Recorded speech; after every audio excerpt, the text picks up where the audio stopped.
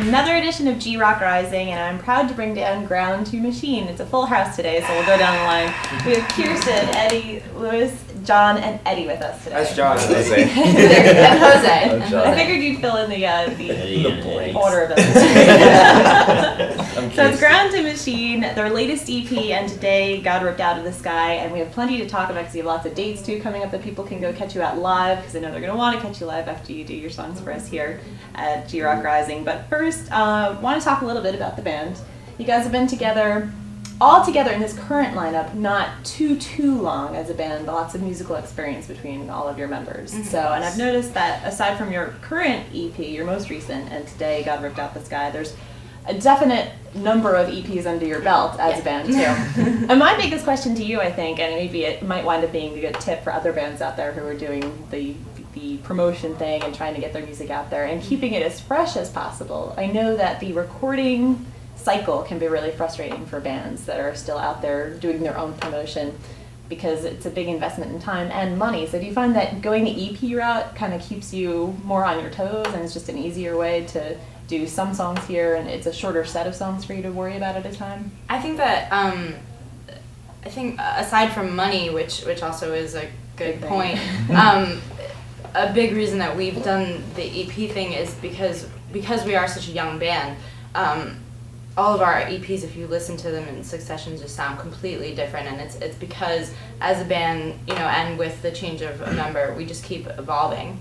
And so like once we get a group of songs that kind of sound good together, we're like, oh, we have to record these and get them out because it's just we want to show people where we're moving to. Right. And so like we haven't we haven't done a full length yet because we're still like with each EP it's kind of a new Ground to Machine and a new sound. So we especially through our first maybe like 3, we're just discovering who we were. Right. Yeah. So. Yeah.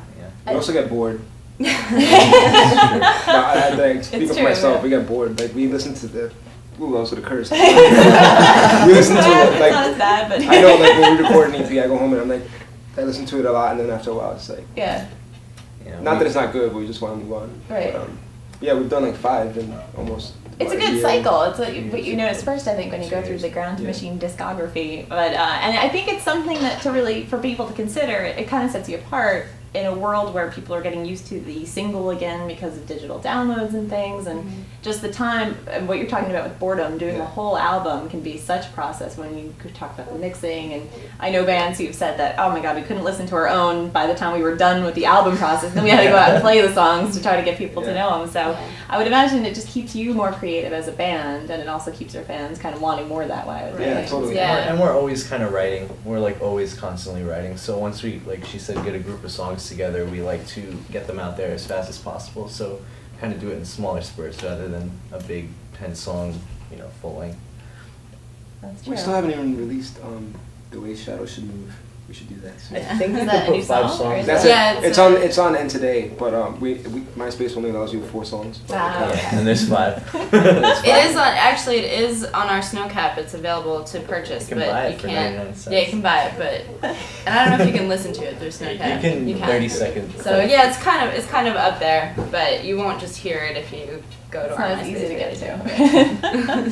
So talking about Ground to Machine playing, you have some great gigs coming up. You're playing the one and only Stone Pony on October 21st. You also have definitely 2 shows in a little bit more North Jersey, Pompton Lakes, October 24th coming right after that, and you also have one in November. Those are at the main stage. And the best place to go for all of your dates, because it's constantly being updated too, I'm sure, is the website, the MySpace page. Yeah, our MySpace page. Yeah, so it's Ground to Machine, one word, not the numeral. It's Ground to Machine. I want to make sure that everybody knows that.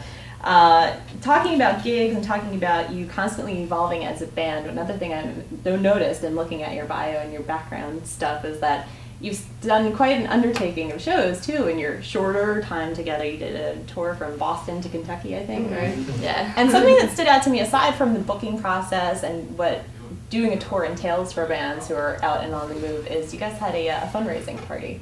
Right, which I thought was a really creative idea. It was in there in one of like your MySpace posts or something. We didn't raise any funds. We got drunk. We had a drunk raising party. Which is still still a totally respectable thing for any band out there, I'm sure. But it's, I mean, do you find yourselves trying to think out of the box that way? I mean, because Totally. it really is Absolutely. just I mean, I'm sure you have your other normal lives to worry about and things, so trying to stay cohesive as a band and having the funds to be able to do it and the time to be able to do it, you just have to keep coming up with new stuff, I would imagine. Yeah. Yeah, I mean the party, like, you know, we didn't. Doesn't always work. We kind of broke even, maybe even came out a little under, but it was good because we also a friend of ours had made a DVD for us, like a 10-minute long DVD that we had it up on MySpace, so you can find it on YouTube. And we just premiered that at the end of the party, and we did an acoustic set, and it was just good for people to know that we were going. Right. You know, rather than like, oh, we made all this money to go on tour with It's now. buzzworthy, Like, at least, yeah, then. people knew we were going, and you know, they were there to celebrate us, so it was cool. It's a good self promotion, I think, Yeah. regardless of how your We bottom missed line our- wound up and coming we out. still haven't had our second birthday party. No, Yeah, we had a birthday party too when we were when we were 1 years old. That's a good thing to keep going though, because it's such a tight music scene. I mean, there's competition and things involved, but a lot of musicians say that they can't help but know people who are in other bands. Maybe you've played with them before in a different. So I think it probably helps keep the scene hopeful in the sense that you see what other bands are doing and what they're keep on keeping on that way. So I guess we'll let you get to your live songs, but just so you know, and today God Ripped Out the Sky, the latest EP. The band is Ground to Machine. You can definitely catch them somewhere near you if you go to their MySpace page.